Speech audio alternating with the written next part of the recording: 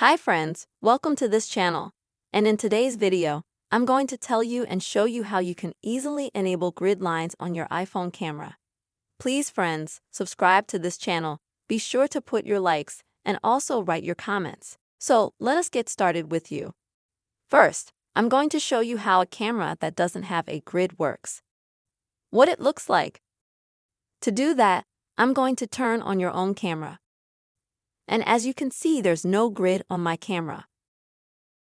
But if you want to set it up, you can do it very easily. To do that, you'll need to go into your phone settings and then scroll down until you see the camera settings. Go into them, and here you will be able to find this grid section. You will need to activate it. After that, if you go back again to your camera, as you can see, I've got a grid appearing on my camera here.